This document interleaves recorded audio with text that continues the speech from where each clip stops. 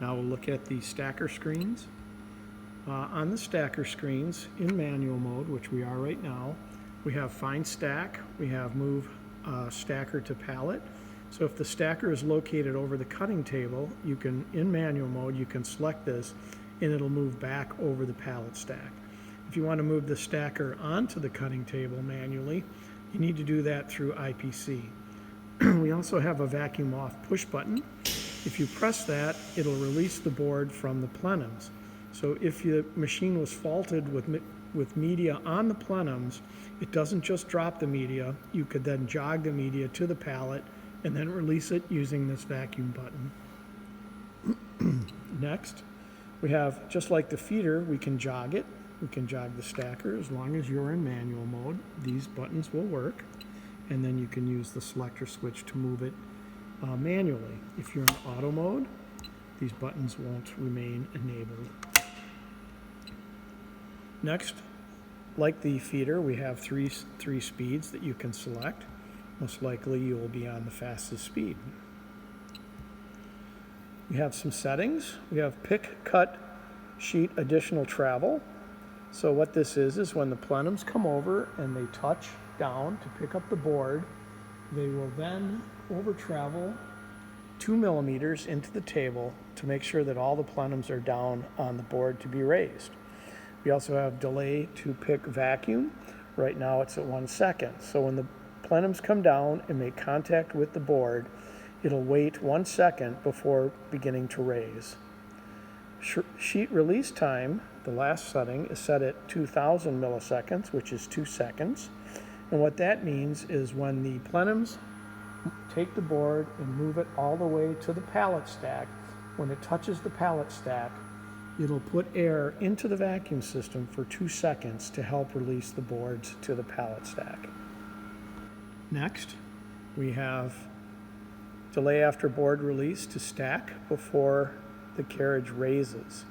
So once the plenums are down onto the pallet stack with the cut board and the vacuum is switched off to the plenums, it'll delay for 2 seconds before the carriage raises to allow the boards that were on the plenums to fully release from the plenums.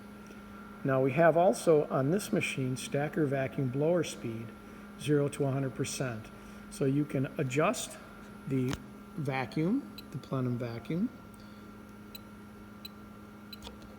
to lower the vacuum, and this might be very helpful if you're running very thin non-porous sheets. But in the case of corrugated, you'll always want to be at 100% or full vacuum. Once again, we have a stacker low vacuum set point, which you can use to make sure that you've actually picked up the board. A setting of 0 is just disables this feature. Then we have a similar screen to the feeder that just shows some information about the system. Right now the stacker carriage beam is at minus 80 millimeters from the top, and the 2 horizontal servos are sitting at 2 millimeters each from the back. And then finally we have one more screen, and that's the advanced settings for the stacker, things that the operator typically won't use, but we can also turn on the vacuum blowers manually. And you can see vacuum building from the blowers. So this could be helpful if you're troubleshooting the vacuum system on the stacker. We also have a screen that shows that we have enabled both blowers. There are 2 blowers on this machine, so we can turn one off or have them both on. Typically, you would want them both on. The only reason you would ever shut one of these off is if in the case or the event that one of them fails, you can disable it and continue to run the machine.